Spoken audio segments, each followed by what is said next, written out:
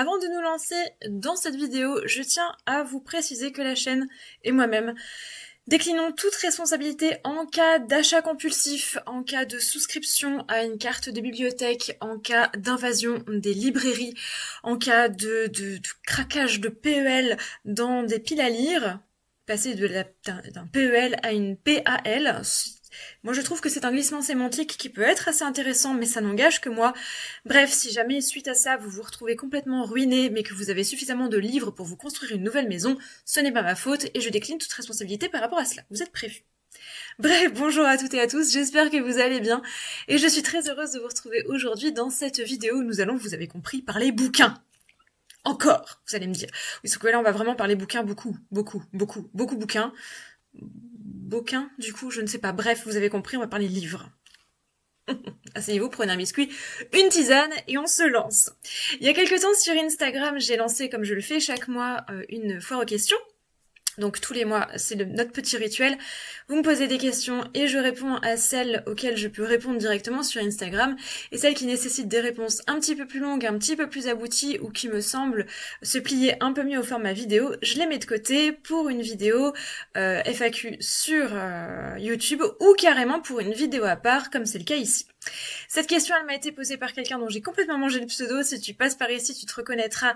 Et je ne sais pas si je dois te dire merci pour cette question, parce que vous allez voir que je suis un peu partie en roue libre. Je sais pas ce qui s'est passé. Je suis un peu hors de contrôle pour cette fois-ci. Je pense que tu n'as pas créé un monstre, mais tu l'as clairement réveillé. Là, c'est Release the Kraken. Bref, vous avez compris. J'étais partie au départ pour répondre à cette question sur Instagram, et quand j'ai vu l'ampleur de ce que j'avais à dire, à présenter, je me suis pas sentie de le faire. Donc la personne en question m'a demandé mes recommandations lecture pour l'automne. Autant vous dire que vous allez avoir besoin d'un automne qui va durer 6 ans et demi, sauf si vous êtes comme moi et que vous êtes un gros ou une grosse lecteur-lectrice, auquel cas en une semaine ce sera plié, peut-être pas, quand même, vous avez compris. Mais voilà, en tout cas je vous ai donc sélectionné quelqu'un c'est un mensonge, un certain nombre de lectures pour l'automne, mais je me suis dit que comme ça, en fait, j'allais balayer plein de possibilités, de goûts, de sphères différentes, et que vous allez pouvoir vous y retrouver. J'ai même fait une sélection pour les enfants, les vrais et les grands enfants que nous avons à l'intérieur de nous-mêmes. Je vous le redis donc, asseyez-vous, prenez un biscuit, une tisane, et c'est parti, on se lance. Donc j'ai réparti ces très nombreuses lectures, j'en ai tout autour de moi parce que j'ai pas beaucoup de place, mais voilà, il y en a même là-haut, il y en a partout. Donc j'ai réparti ces lectures en 3 grandes catégories. La première, se mettre dans l'ambiance. La deuxième, lire des romans. Et la troisième, se faire plaisir avec des beaux livres. Donc j'ai essentiellement axé, vous l'avez compris, sur les thématiques automnales. Donc à la fois vraiment le cosy de saison, se mettre dans l'ambiance, les feuilles mortes, les champignons, tout ça. Alors j'ai pas mis de conseils sur les champignons, enfin de livres lecture sur les champignons parce que j'ai fait une vidéo entière par rapport à ça, juste pour les champignons. Je vous la mets là. Vous irez la voir si jamais ça vous intéresse. Donc il n'y a pas de livre sur les champignons. Désolée pour les fongiphiles qui passent par ici, mais je peux pas tout caler, vous allez comprendre pourquoi. Donc vraiment axé sur les thématiques automnales et sur un petit peu les ouvertures qu'on peut avoir au niveau de Samhain/Halloween, c'est-à-dire que je vous ai mis aussi quelques petites lectures frissons, horreur, etc. pour se mettre un petit peu dans l'ambiance spooky qu'on retrouve dans le courant du mois d'octobre. Alors c'est parti, on y va et on commence tout de suite avec se mettre dans l'ambiance. Alors pour ça, je vous ai préparé une petite sélection qui est à la fois une sélection se mettre dans l'ambiance de manière complètement profane et qui est aussi se mettre dans l'ambiance de manière witchy. Donc on va parler de certains sabbats. Je pense que vous me voyez venir. Alors le premier livre que je vous ai sélectionné, c'est celui-ci. Il s'appelle L'automne. Il fait partie d'une collection qui s'appelle Les saisons bien-être. Donc il y a 4 tomes pour les 4 saisons, c'est incroyable, c'est bien conçu quand même. Donc il a été écrit par Azilis Salvador et Camille Pellissier aux éditions Améthyste. Et là on est vraiment dans du se mettre dans l'ambiance. Moi c'est un petit livre que j'aime beaucoup, il est pas très épais comme vous pouvez le constater. Il se lit relativement vite mais il est super agréable. Donc il y a plein de choses dedans pour se mettre vraiment dans l'ambiance automnale. Donc il y a des conseils pour améliorer la maison, il y a des conseils de recettes de cuisine, il y a même des postures de yoga, des voilà, plein de choses sur les fruits, légumes de saison, etc. Bref, comment se mettre cosy en automne. Moi, je trouve ça très sympa et c'est une lecture que j'apprécie beaucoup. Donc voilà pour ce premier. Je passe assez rapidement parce que vous allez comprendre pourquoi. Si en revanche vous avez envie de plonger dans les racines sorcières et que vous avez vraiment envie de vous mettre plutôt dans une ambiance, mais une ambiance qui va être un peu plus witchy, un peu plus axée sur l'émerveillement, je vous représente celui-ci dont je vous ai déjà parlé dans une vidéo précédente.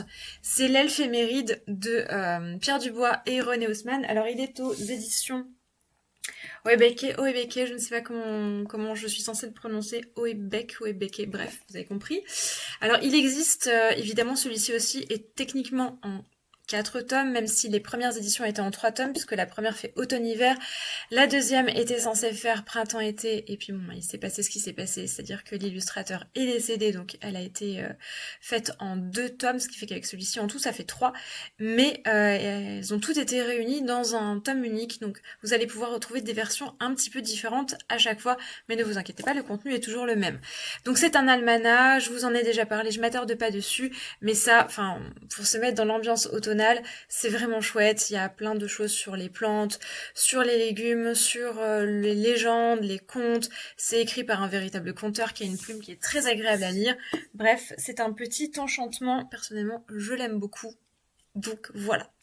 Si vous voulez être encore plus witchy, bien entendu, nous avons alors une collection dont je vous ai déjà parlé, bien sûr. C'est la collection donc des sabbats qui étaient publiés chez Danae.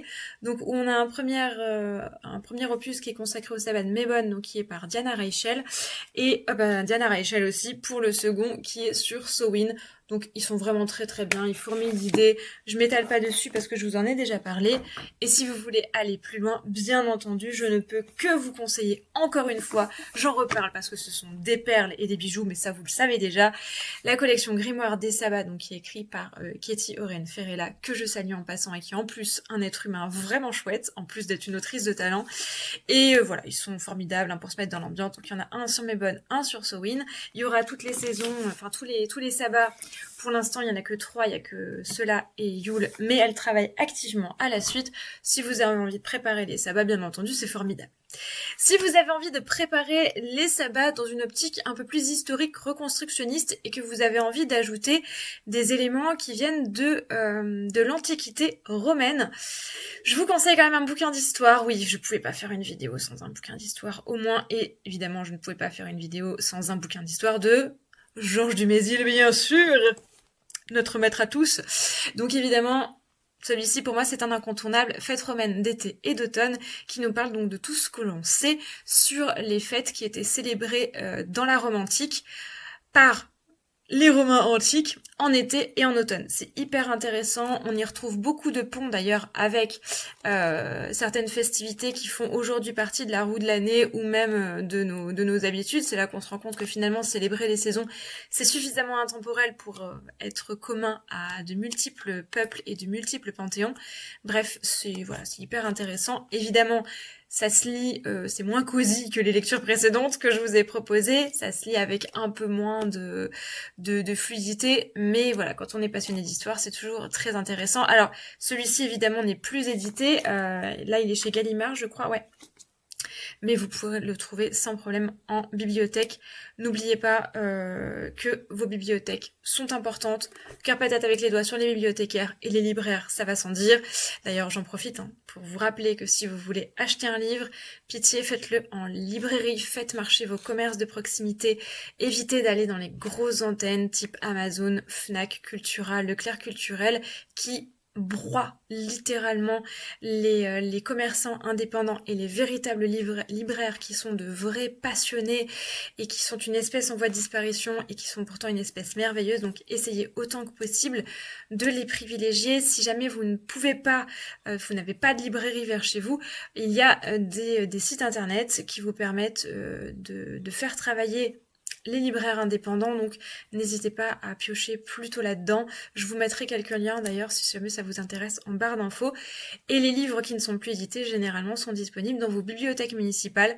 N'hésitez pas à les frapper à leur porte. Ce sont des gens charmants qui ne mordent pas et qui seront ravis de vous renseigner. Et sachez qu'en plus, certaines bibliothèques pratiquent le prêt interbibliothèque, ce qui veut dire que si le livre que vous recherchez n'est pas disponible dans votre bibliothèque municipale, mais qu'il est disponible dans une autre bibliothèque qui lui est affiliée, eh bien il peut vous le faire venir pour que vous puissiez le lire quand même. Et ça, c'est vraiment cool.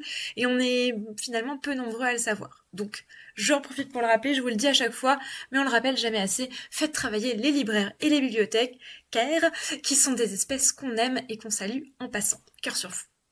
Si vous avez des enfants, ou si vous avez une âme d'enfant, je vous ai sélectionné 3 petits bouquins que je trouve super sympas pour l'automne également. Un premier qui fait partie d'une collection, alors ça c'est une collection que j'avais quand j'étais petite et que j'ai racheté parce que je n'ai plus j'avais plus les miens. Je ne sais pas pourquoi, j'ai perdu pas mal de livres dans un déménagement. Alors ça s'appelle Les Souris des 4 saisons, donc c'est une série en 4 tomes. Parce que les saisons sont toujours au nombre de 4, ça n'a pas changé depuis 11 minutes de vidéo, bien sûr. Donc ça a été écrit par Jill Barclay et illustré par Jill Barclay. C'est très beau. C'est hyper mignon. Je vous montre quelques exemples. Voilà, c'est magnifique. C'est très, très, très joli. Donc ça, voilà. Disons que si vous avez des enfants, ce sera un merveilleux prétexte pour vous les acheter et pour vous les lire. Servez-vous de vos enfants. Il faut bien qu'ils servent à quelque chose quand même. Et si vous n'avez pas d'enfants... c'est pas grave, achetez-les quand même. C'est beau, c'est très beau. Un autre que j'aime beaucoup, qui est publié. Alors j'ai oublié de vous donner la maison d'édition. Ici, on est chez Gauthier Langros. Voilà. Vous allez pouvoir les trouver facilement, même d'occasion, des fois. Ils sont quelquefois assez chers, ne vous faites pas avoir. Allez voir un petit peu, pareil, chez les libraires indépendants, s'ils peuvent pas vous en avoir d'occasion. Il y a des libraires aussi qui travaillent avec les boutiques d'occasion. Bref. Ici, nous sommes chez l'École des loisirs, donc dans la collection Les Lutins. La fête d'automne de la famille Souris de Kazuo Iwamura, j'espère que je n'écorche pas son nom, à mon avis si. Pareil, là on est dans de l'enchantement, dans de l'enchanteur, je vous montre juste un petit exemple. Ça pour se mettre dans l'ambiance avec les enfants, c'est vraiment cool, et puis avec soi aussi. Un autre livre que j'aime énormément, qui est aux éditions Gallimard Jeunesse, c'est celui-ci, il s'appelle Léna et le Seigneur des Amanites. Il a été écrit donc par Myriam Daman et Nicolas Digard et illustré par Julia Sarda. Il est absolument sublime, donc c'est un conte initiatique qui est vraiment très très beau. Vous voyez, il y a une ambiance très slave, très... il y a un petit côté Ivan Bilibin un peu dans les illustrations. Alors c'est une histoire, originale. C'est très très chouette. Voilà, je vous en dis pas plus, mais ça tourne autour des champignons, le Seigneur des Amanites, qui est donc un crapaud, comme vous avez pu le constater dans les illustrations, et je trouve qu'il a une vibe très automnale, et perso je l'adore, je le relis à chaque automne, donc c'est vraiment un livre que j'affectionne particulièrement, et voilà, pour l'enfant qui est en vous, ce sera parfait. On passe au roman. Il y a du lourd. Il y a du beaucoup. Il y a du beaucoup. Alors, on va commencer par, pareil, les romans, je vous les ai classés en 2 grandes catégories. Une catégorie, on se met dans l'ambiance, et une catégorie un peu plus frisson, avec des grands classiques, frisson witchy. Voilà, frisson un peu sorcier. On commence donc par se mettre dans l'ambiance. S'il y a un roman que je relis tous les ans en automne, systématiquement, qui me met dans l'ambiance et qui suffit à lui tout seul de me faire dire ça y est, c'est l'automne, c'est Le Cercle des poètes disparus. Voilà. Donc, on le présente plus, sachant qu'il a eu une adaptation en film, comme vous pouvez le constater ici, avec notre très regretté Robin Williams, qui campait le personnage à la perfection. C'est une merveille. Donc c'est une histoire qui se passe dans les années 60, si ma mémoire est bonne, tout à fait, dans une université prestigieuse en Amérique, donc une université de garçons, je le précise. Et on a vraiment... Alors pourquoi c'est automnal? Parce que on commence à la rentrée des classes, donc en automne, et il y a une ambiance... très... Alors vous connaissez sans doute la hype du Dark Academia, donc de cette esthétique qui tourne autour des hautes études, des grandes écoles, donc dans les années 50, 60, 70, avec cette romantisation parfois très romancées, hein, des études en particulier d'histoire, de philosophie, de linguistique, etc. C'est un bouquin que je trouve absolument fabuleux, absolument fascinant. C'est une réflexion sublime sur l'ouverture d'esprit, sur l'enseignement, sur la transmission du savoir. C'est un bijou absolu. Je pense que c'est un de mes romans préférés de l'univers infini. Le film est absolument formidable aussi. Donc si jamais vous avez l'opportunité de le lire, allez-y foncez. C'est une valeur sûre. Un petit peu dans la même optique, un petit peu dans le même goût, je pense que vous me voyez venir à 20 km. Oui, il va avec. Le Maître des Illusions de Donatarte. Il est beaucoup plus sombre. Il est beaucoup plus gros aussi. Voilà, il est beaucoup plus désillusionné, contrairement à ce que son titre pourrait laisser penser. Alors Le Cercle des Poètes Disparus est un drame, mine de rien. Je vous le spoile pas, tout le monde le sait. Hein. Donc c'est pas un livre humoristique, celui-ci non plus. Mais ici on est dans quelque chose d'un peu plus lourd, mais c'est le même point de départ. On est dans une université prestigieuse. On commence à la rentrée, on va suivre un groupe d'étudiants et leurs enseignants, en particulier un enseignant. Et c'est pareil, c'est un livre qui met énormément dans une ambiance automnale, même s'il ne se passe pas entièrement en automne, mais vu que son point de départ est en automne, c'est une lecture que je trouve absolument fascinante. Il a encore une profonde réflexion sur la psyché humaine, mais beaucoup plus désabusée, on va dire, et beaucoup plus glauque et critique que le précédent. Même si le précédent a aussi des critiques très vives sur le fait de vivre son enseignement, de vivre l'accès à la poésie en particulier. Bref, ce sont deux lectures qui pour moi vont plutôt bien ensemble et qui gagnent à être lues conjointement. On va passer à quelque chose de beaucoup plus léger. Allons-y. Une autre lecture que j'adore en automne, alors que techniquement c'est plutôt une lecture estivale. Mais bon, vu qu'on m'a demandé quels étaient mes conseils de lecture pour l'automne, Le vent dans les saules de Kenneth Grahame. Donc faites attention parce que celui-ci, assez souvent, vu que c'est quand même un roman qui à l'origine est un roman jeunesse, il en existe plusieurs éditions, dont des éditions qui sont abrégées. Moi j'ai une édition par exemple que j'ai pris chez l'école des loisirs parce qu'elle est illustrée, que je la voulais, je la trouvais chouette, mais elle est abrégée. Donc faites attention de prendre un texte intégral si vous voulez le lire, sauf si évidemment vous voulez le faire lire à vos enfants qui sont encore un petit peu jeunes et que ça peut les rebuter, les décourager. Prenez les éditions abrégées bien entendu. Mais en tout cas voilà, c'est un roman donc qui techniquement est plutôt un roman qui va courir sur toutes les saisons mais qui commence en été. Mais je sais pas pourquoi. Pour moi c'est une lecture d'automne. Donc c'est une histoire qui tourne autour d'animaux anthropomorphiques. Donc on a un rat, une taupe, un blaireau et un crapaud qui vont vivre différentes aventures.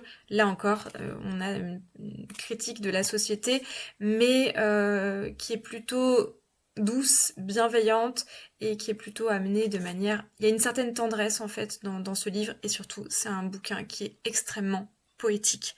La plume de l'auteur est fabuleuse. D'ailleurs, si jamais vous lisez l'anglais, je vous conseille très vivement de le lire en anglais parce qu'on y gagne beaucoup. Moi, c'est pareil, j'ai une édition en anglais aussi que j'adore lire et du coup, voilà, on gagne un petit peu plus encore sur la poésie de la plume de l'auteur qui est absolument extraordinaire.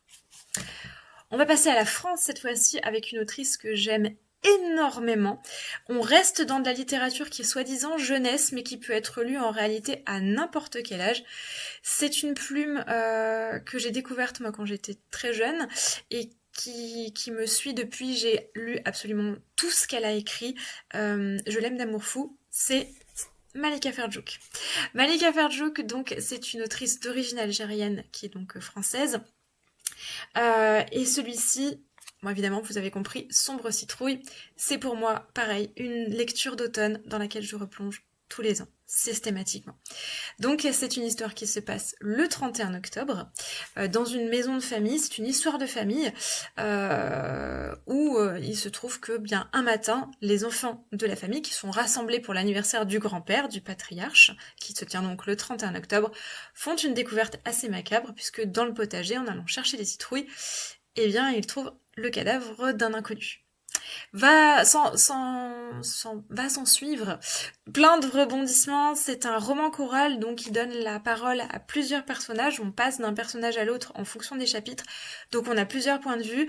On est du point de vue uniquement des enfants et d'une adulte, mais une adulte qui a une particularité. Je ne vous dis rien d'autre. Vous le verrez en lisant. Et on a aussi un point de vue d'un animal, ce qui est très intéressant. Bref, c'est drôle, c'est fin, c'est émouvant, c'est dur parfois aussi. On ne mâche pas les mots et on étudie beaucoup de thématiques, en particulier la thématique du rejet, des a priori, du racisme, des idées reçues. C'est magnifique. Vraiment, c'est un roman qui est sublime. Ça peut se lire assez jeune, hein. Je ne sais plus à quel âge c'était recommandé, mais c'est chez Medium de l'école des loisirs. Donc voilà, quand on est dans l'adolescence, ça marche très bien aussi. Bref, un petit bijou. Sachant que celui-ci, il a également été adapté en BD. Je l'ai aussi parce que je vous l'ai dit, Malika Ferdjouk, voilà. Et la BD est superbe. Donc elle a été illustrée par Nicolas Pitz aux éditions Rue de Sèvres. Et voilà, si jamais le côté roman vous rebute un peu, vous pouvez le lire en BD, donc pas d'excuses. Voilà.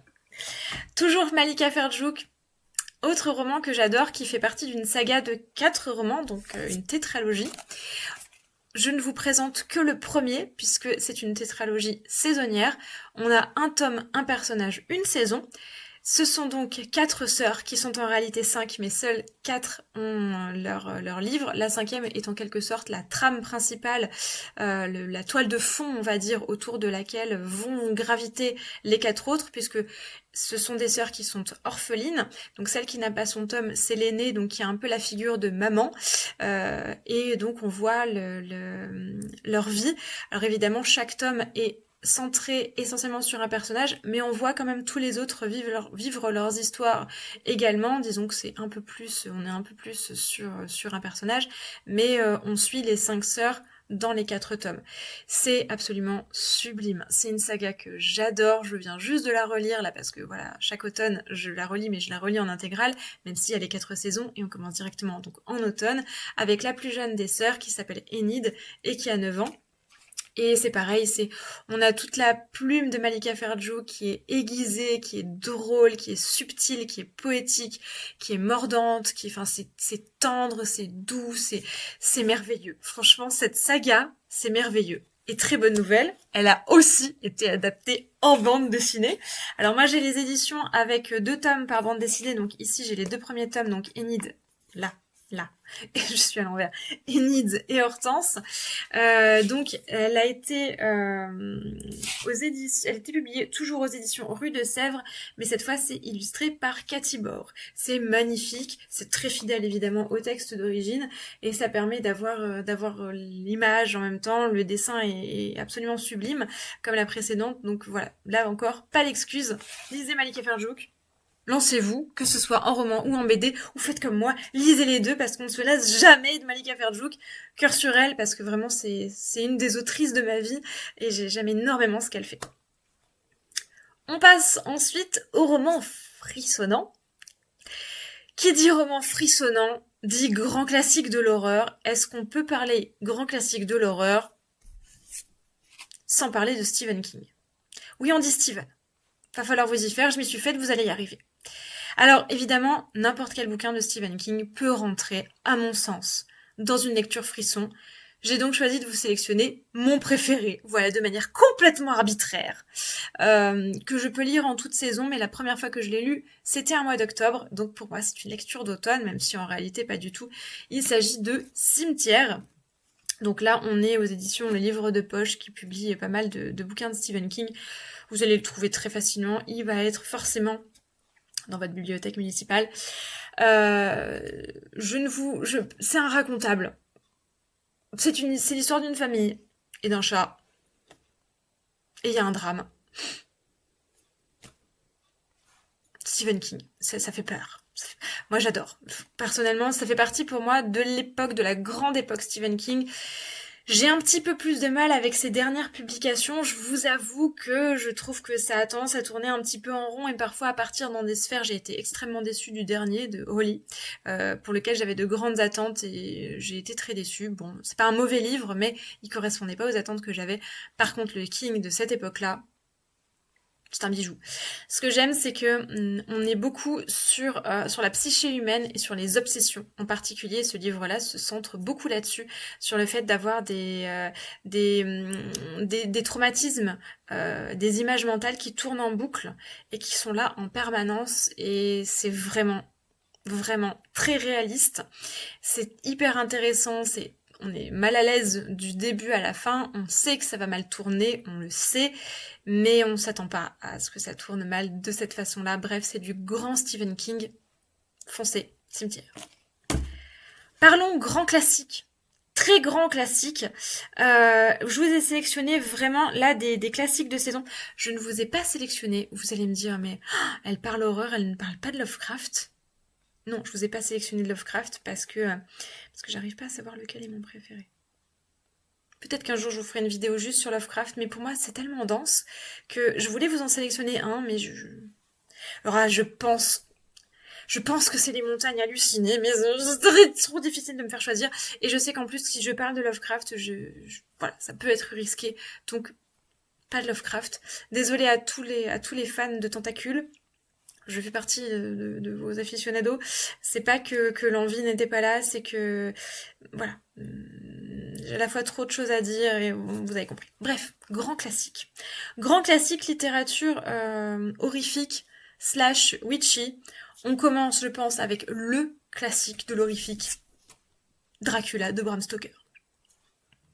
Est-ce qu'on a besoin de le présenter? Je ne crois pas. Donc c'est un roman épistolaire qui est donc sous forme de lettres. Alors, pas seulement, il y a aussi un journal intime, il y a aussi un compte-rendu médical, en tout cas, c'est un roman choral, toujours, où on a donc des personnages qui parlent en fonction des chapitres. Donc on a différentes voix. Il est magnifique. Hein, il est formidable, c'est un monument, c'est une base absolue. Si vous ne l'avez pas lu, vous êtes obligé de le lire, faites-le maintenant. C'est un ordre, ok. Mais je décline toujours toute responsabilité en cas de craquage de PVL. Je vous ordonne des trucs, mais c'est pas ma faute. C'est pas ça le travail d'influenceur techniquement, c'est mener les gens vers des choses où on n'est pas censé les emmener et où c'est pas très bien pour eux et puis après s'en dédouaner complètement. Pardon. Bref, toujours est-il que donc le Dracula de Bram Stoker, si vous aimez les vampires, lisez-le. Si vous n'aimez pas les vampires, lisez-le, vous les aimerez après parce que c'est sans doute que vous avez lu Twilight et que c'était pas une bonne idée. Bref, voilà, j'ai pas voulu vous sélectionner plus de références sur les vampires. J'aurais pu aussi vous parler d'Anne Rice. Oui, c'est vrai. Mais là encore, Anne Rice, c'est dense. Allez, si, je sais quel est mon préféré, c'est assez facile, c'est La Reine des damnés. Il n'y a pas de souci de ce côté-là, donc je vous le rajoute là en lecture subsidiaire. Bon, il est là, j'ai la flemme de me lever pour aller le chercher. Voilà, je vous le dis quand même, Anne Rice, moi j'adore. Dans la saga des vampires, on va dire que les 3 premiers, ce sont des relectures que je fais assez souvent, mais pour une raison que je ne m'explique pas, je ne les lis jamais en automne, je les lis en hiver. C'est pour ça que je les ai pas mis. Voilà. Mais bon, je vous le dis quand même, c'est du très bon vampire aussi. Donc voilà, pourquoi pas. Mais automne, moi, Dracula. Voilà. Il n'y a pas d'argument, hein. C'est vraiment de la perception perso. Ensuite, on va parler maison hantée. Maison hantée. Parce que les maisons en L, c'est chiant. Et les maisons en U, c'est pas pratique. Parce que ça fait traverser toute la maison. Donc les maisons hantées, c'est mieux.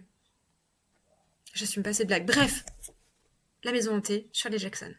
Alors il faut savoir que il a été adapté en série. The Haunting of Hill House, je crois, sur Netflix. C'est très éloigné. La série est pas mal, honnêtement, mais elle a pas grand chose à voir avec le roman. Voilà, vous êtes prévenus.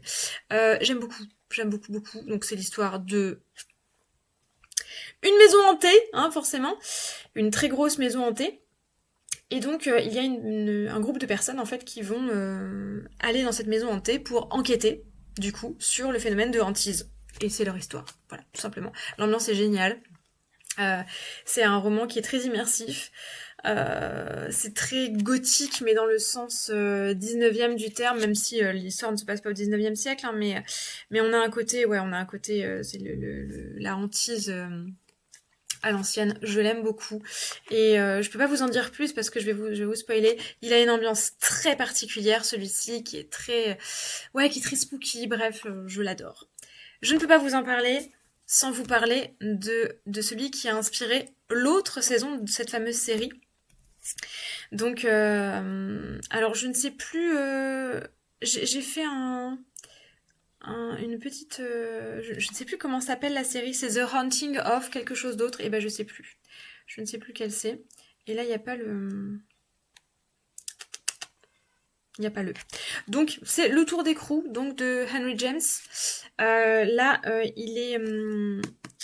il est publié ici avec une autre nouvelle derrière qui s'appelle L'Hôtel des Morts, parce que c'est une nouvelle, c'est pas un roman, hein, Le Tour d'écrou.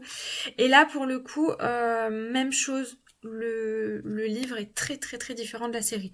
Vous avez le droit de regarder la série aussi, qui est pas mal, franchement. Après, moi, j'ai pas trouvé que ça cassait les barreaux de chaise, mais voilà, c'est... Après tout, les barreaux de chaise n'ont pas besoin d'être cassés, hein, c'est mignon. Enfin, c'est mignon. Dit-elle d'une série d'horreur. Mais bon, vous avez compris. Mais le livre est très très bien. Donc là encore, c'est une histoire donc de hantise, donc une vieille demeure. Alors cette fois-ci, on est. Alors j'ai moins aimé la série qui est adaptée de ce livre-là. C'est la raison pour laquelle j'ai oublié son nom, je crois. La première, autant je l'avais bien aimée, autant celle-ci, vraiment la série, j'ai pas accroché du tout. Peut-être parce que je connaissais déjà Le Tour d'écrou et que du coup j'ai été déçue. Peut-être alors que dans l'autre sens, c'était pas le cas. Je ne sais pas. En tout cas, on a ici un cadre qui est un petit peu différent. On est fin 19e siècle, donc dans une grande demeure anglaise encore, où on a donc une gouvernante qui est engagée pour venir veiller sur 2 orphelins, et il se passe des trucs dans la maison. Voilà, je vous en dis pas plus, mais moi j'adore ce livre-là. Voilà. Ouais, je sais, les arguments sont pas fous, mais lisez-les.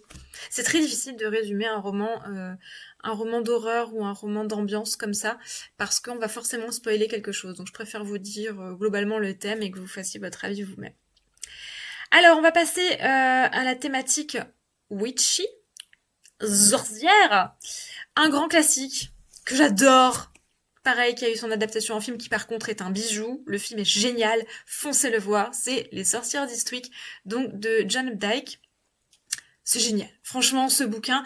Donc, ça se passe en Amérique dans les années 70. On est dans une petite ville américaine où on va suivre donc le destin de 3 femmes qui sont des femmes émancipées du joug masculin. On est dans les années 70, donc on est en pleine libération sexuelle. Ces femmes sont pas forcément très bien vues parce que justement, elles sont pas sous le joug d'un homme et que même si ça commence à être accepté, c'est encore un peu mal vu. Donc c'est un roman qui est profondément féministe, mais qui nous montre en fait, j'ai un peu la sensation que ce livre était une tentative pour l'auteur de dire qu'est-ce qui se serait passé si l'Inquisition envers les sorcières avait eu lieu dans les années 70. Et on est un petit peu là-dedans. Finalement, la sorcellerie ici, elle est pas au premier plan, loin s'en faut. Ces femmes ne sont pas si sorcières que ça, et en même temps elles le sont quand même dans un sens qui est plutôt un sens Mona Chollet, si vous voulez, mais dans le... Voilà, sans Mona Chollet, donc c'est toujours mieux quand Mona Chollet n'est pas là, n'est-ce pas? Bref, c'est assez génial. Donc on est dans une petite ville qui s'appelle Eastwick. On va suivre donc ces 3 femmes qui sont 3 amies. Donc il y en a une qui est veuve, l'autre qui est divorcée, une autre qui est célibataire endurcie. Bref, ce sont des femmes qui sont donc émancipées et qui vont voir leur petit train-train dans lequel elles s'ennuient, elles sont pas malheureuses, elles sont pas heureuses non plus, elles s'ennuient, leur train-train bouleversé par l'arrivée d'un homme qui va venir mettre le bazar, voilà. Et qui s'avère être autre chose que ce qu'il paraît. Là encore, je ne vous en dis pas plus. Foncez lire ce livre, regardez le film est merveilleux, il est avec Jack Nicholson, Cher, Susan Sarandon et Nicole Kidman. Non, pas du tout. Michelle Pfeiffer, qu'est-ce que je vous raconte? Michelle Pfeiffer, j'ai Nicole Kidman sous le pif, vous allez comprendre pourquoi. Il est génial. Franchement, le film est absolument délicieux, c'est un bijou. Donc voilà, les deux. Là encore, je vous présente la suite. Il y a un film et vous allez comprendre pourquoi Nicole Kidman. Voilà. C'est terrible quand vous cherchez le nom d'une actrice et que vous popez sur une autre. Évidemment, Les Ensorceleuses, donc de Alice Hoffman. qui a été lui aussi adapté en film. Le film est assez différent. Si vous suivez Une année en magie, vous avez vu, parce que c'était l'objet du club de lecture du mois dernier, donc vous avez vu mon avis. Attendez-vous à ce que ce soit très différent du film si vous aimez le film. Ne vous attendez pas à lire un copier-coller, c'est assez différent, mais honnêtement, ça vaut le détour. Il est vraiment très très très bien. Je vous l'ai dit dans Une année en magie, je vous ai expliqué pourquoi je l'aimais autant, parce que c'est une magie qui est authentique, qui est réaliste et qui ressemble beaucoup finalement à la magie que nous on pratique. Moi je pratique, que vous pratiquez, dont on parle dans Une année en magie, bref, voilà. Il n'y a pas de spectaculaire comme dans le film, et moi je trouve ça mieux en fait, même si j'adore le film, c'est un de mes films préférés, il est fantastique, on est d'accord que c'est un grand classique, mais je trouve que le bouquin est très intéressant aussi, donc si vous avez aimé le film, lisez-le, si vous n'avez pas aimé le film, lisez-le aussi du coup, parce que vous pourriez l'aimer quand même. Donc voilà. J'en profite d'ailleurs pour vous parler rapidement d'Une année en magie pendant que je vous tiens et que je viens de vous en parler. Si vous ne connaissez pas le principe, parce que là je vous ai parlé d'Une année en magie, vous allez vous dire mais de quoi elle parle. C'est une publication que je vous propose tous les mois sur une plateforme de partage donc qui s'appelle Patreon, où vous pouvez donc en échange d'une participation recevoir donc un livret d'une centaine de pages et jusqu'à 4 vidéos supplémentaires pour vous accompagner en fait dans votre magie au quotidien. Donc on va parler plantes, on parle animal, on parle célébration, folklore, légende, symboles, de plein de choses pour nourrir votre pratique. L'idée c'est de vous donner des billes, de vous donner de l'inspiration, de vous donner de la matière dans laquelle creuser, bien sûr sans vous diriger dans une voie en particulier, et de vous donner aussi des idées lecture, puisqu'on fait un petit club de lecture tous les mois, histoire de vous partager des petites lectures coup de cœur de saison qui pourraient vous intéresser. Voilà. Donc si jamais vous avez envie de rejoindre, d'en savoir plus et de rejoindre le programme, vous pouvez le rejoindre à n'importe quel moment, le quitter à n'importe quel moment, il n'y a pas d'engagement, on est libre. Vous allez voir les liens en barre d'infos, on en reparle en fin de vidéo.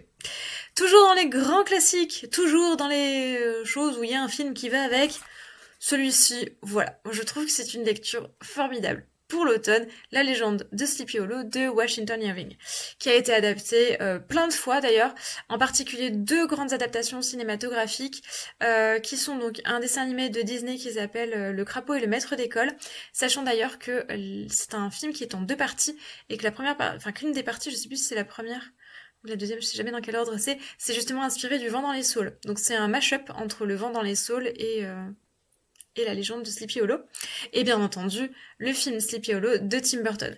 Je sais qu'il y a eu une série aussi qui a été faite, mais je ne l'ai pas vue, donc je ne peux pas vous dire ce qu'elle vaut. En tout cas, le film est très très bien.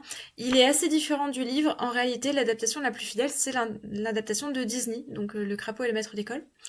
Et donc on nous parle donc d'une petite ville reculée qui s'appelle Sleepy Hollow, donc sur la côte est des États-Unis.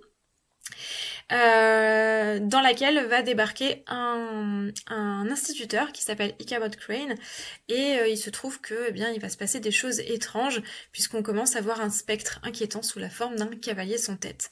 Le livre est beaucoup moins macabre que l'adaptation de Tim Burton, c'est différent mais c'est chouette aussi. Les deux ont vraiment une atmosphère, moi j'adore les deux, donc voilà, les deux ont une atmosphère particulière. Vous allez voir, c'est très différent puisqu'ici Ichabod Crane est donc un instituteur et pas un enquêteur, c'est moins morbide, moins horrifique que le film, mais c'est très chouette aussi, ça se lit extrêmement vite, c'est une nouvelle, donc et ça met bien dans l'ambiance, c'est très automnal. Un autre très grand classique, alors là je peux pas vous parler d'un film en particulier parce qu'il y en a eu des ribambelles. Frankenstein de Mary Shelley. N'avez-vous pas lu Frankenstein de Mary Shelley? Si c'est pas le cas, arrêtez cette vidéo tout de suite et allez lire cette merveille. Ce bouquin est un bijou. Bien sûr, on nous parle de la création d'un monstre. On rappelle que le nom de Frankenstein, c'est le nom du scientifique qui a créé le monstre, Victor Frankenstein de son petit prénom, et que le monstre lui-même n'a pas de nom. Justement, c'est ce qui, d'ailleurs, le nœud du problème, c'est qu'on déshumanise ce monstre. Bref, on est dans la grande question de savoir ce qui fait la distinction entre l'humain et le monstre. Donc plus qu'une histoire d'horreur, c'est une réflexion justement sur la condition humaine, c'est absolument sublime. C'est magnifique. Donc lisez-le. Regardez certains des films qui ont été faits dessus, en particulier donc Alors je ne sais plus lequel je peux vous parler. En tout cas, le tout premier qui a été fait qui est en noir et blanc, qui est absolument superbe. Bon, il a vieilli évidemment, mais je trouve que c'est un classique qui est hyper intéressant à voir. Donc voilà, grand classique, indémodable, indécrottable. Autre grand classique, indémodable, indécrottable, le portrait de Dorian Gray d'Oscar Wilde, qui est donc l'unique roman d'Oscar Wilde, qui était plutôt poète. D'ailleurs, ça se sent, c'est un roman qui est très poétique, et qui nous raconte l'histoire d'un jeune homme donc, qui s'appelle Dorian Gray, qui se fait tirer le portrait. Alors, c'est parce que c'est quelqu'un d'extrêmement nombriliste, qui s'aime beaucoup, qui est très beau, qui le sait, qui est très séducteur, qui le sait, qui en joue énormément. Il se fait tirer le portrait, c'est pas quelqu'un de bien, hein, Dorian Gray, on va pas se mentir, c'est pas la personnalité la plus saine qu'on ait jamais connue, la plus altruiste et la plus sympathique, mais il se rend compte, après avoir fait faire ce portrait, que, eh bien, tous ces actes, toutes les répercussions de ces actes, et les marques du temps, ne sont plus subies par son corps, mais par son portrait. C'est-à-dire que les marques de culpabilité qu'il pouvait ressentir quand il faisait du mal aux gens, de cruauté, la vieillesse, etc., eh bien, ne sont plus marquées sur son corps et son visage, mais se retrouvent marquées sur son portrait. À partir de là, eh bien, c'est la porte ouverte à pas mal de choses, puisqu'il n'y a plus aucune conséquence directe sur sa personne de ce qu'il fait, ni du temps que ça prend. Que va-t-il en faire ?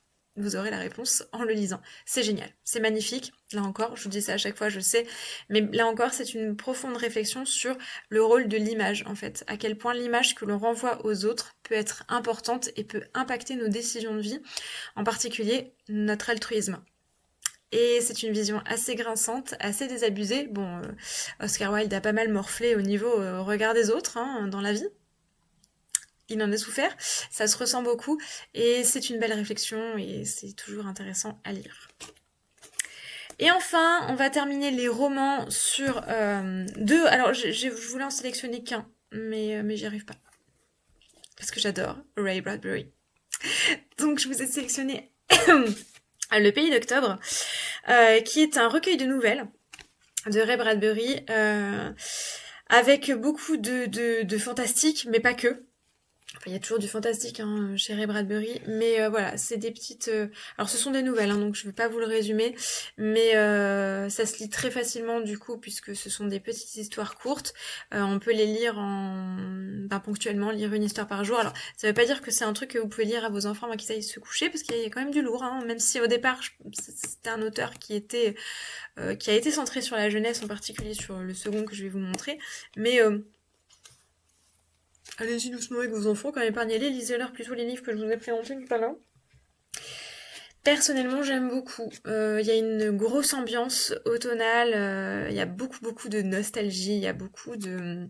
Ça sent les feuilles mortes sur la côte est en Nouvelle-Angleterre. Voilà, je trouve. Si vous avez les photos du New Hampshire, de ces États des États-Unis qu'on voit tous les ans au moment d'Halloween, etc. Je l'adore.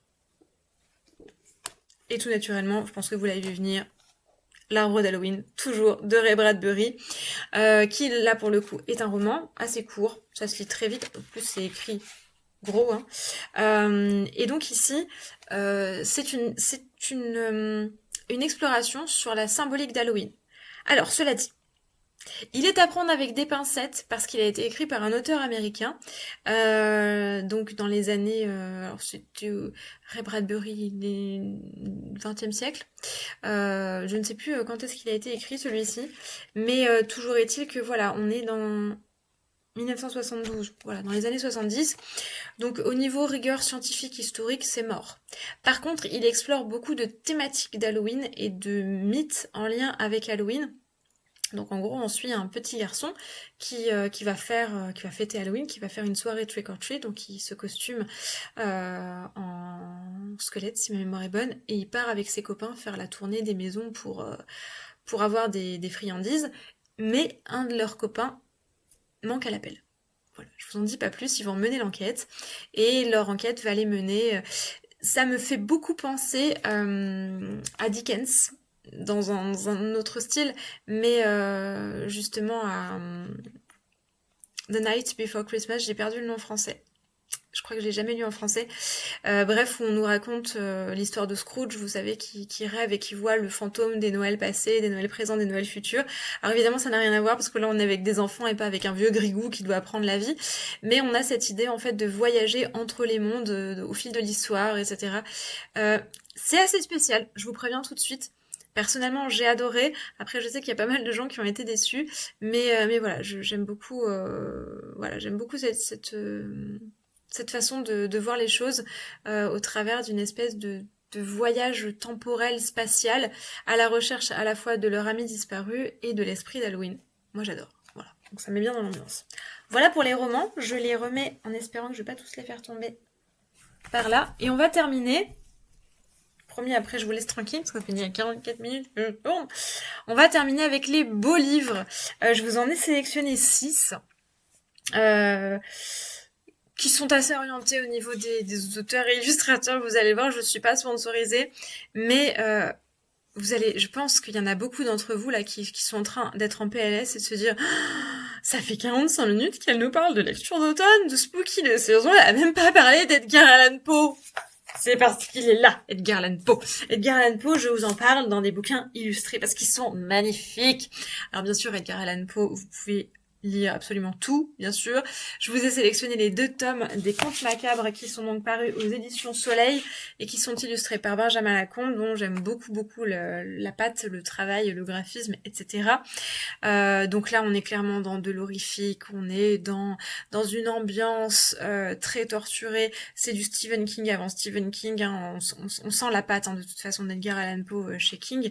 Bon, c'était quelqu'un qui était très perturbé, hein, ce cher vieux Edgar, on le sait, à la fois par des abus d'alcool et de médicaments et par des situations familiales qui n'étaient pas simples du tout, qui a été marqué par de nombreux deuils, ça se ressent beaucoup dans son œuvre, mais vraiment c'est génialissime. Donc ce sont des nouvelles, donc là c'est en 2 tomes, mais vous pouvez les trouver sous n'importe quelle forme. Là je vous présente bien sûr les versions illustrées parce que elles sont particulièrement agréables à lire, hein, forcément.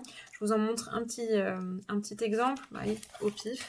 Voilà, donc on a alternativement des nouvelles qui sont sur fond noir et des nouvelles qui sont sur fond blanc avec des très belles illustrations. Donc on a les contes macabres les plus classiques. Mon préféré est dans celui-là, c'est La chute de la maison Usher, vous vous en foutez complètement, mais voilà, vous le saurez. Ma nouvelle préférée d'Edgar Allan Poe, c'est celle-là. Voilà. C'était pour votre culture personnelle qui ne vous servira à rien, parce que savoir quelle est la nouvelle préférée d'Edgar Allan Poe de moi, en fait on s'en tamponne l'oreille avec une patte d'alligator femelle. Mais vous le savez. Autre duo de livres, ce sont à chaque fois c'est des duos d'ailleurs, tiens c'est rigolo, j'ai pas fait gaffe. Magnifique. Alors je vous les montre un par un parce qu'ils sont assez mastoc et assez lourds. Donc on a ici un premier opus qui s'appelle L'épouvantable encyclopédie des fantômes, qui est aux éditions Glénat et qui a donc été composé par Karine M, Pierre Dubois et Eliane Blackmore. C'est magnifique. Alors, je vous dis ça à chaque fois, je sais pas combien de fois j'ai dit le mot magnifique et sublime dans cette vidéo. Je pense que si vous avez envie de compter, allez-y. Vous gagnez probablement rien, mais voilà. J'ai disparu, je réapparais. Je vous montre un petit peu. Donc là encore, alors il y a de tout, il y a des contes, il y a de l'exploration. Ça se présente sous la forme donc d'une encyclopédie, donc on a une exploration du fantôme au travers de différents folklores, de différents contes. Ça se lit un petit peu pareil comme des histoires du soir, vu que c'est très morcelé. C'est vraiment génial. Et donc il a un second tome qui s'appelle L'effroyable encyclopédie des revenants, puisque oui, il y a une différence entre le fantôme et le revenant. Mais je vous la dirai pas, vous avez qu'à les lire. Peut-être qu'on en reparlera à l'occasion, mais c'est pas le sujet ici. Et qui est toujours donc aux éditions Glénat, et toujours par Karine M, Pierre Dubois et Eliane Blackmore. C'est magnifique, c'est sublime, vous avez l'habitude. Bref, lisez-les. Et enfin, on termine. Promis, c'est les 2 derniers. Là, je vous emmène voyager un petit peu. Parce que là, pour l'instant, on est quand même resté branché sur l'Occident. Bon, on a Léna et le Seigneur des Amanites qui est un petit peu slave. Enfin, ça reste quand même slave, sauce plutôt accessible occidentale. On va partir en Extrême-Orient, on va partir au Japon avec deux ouvrages qui sont donc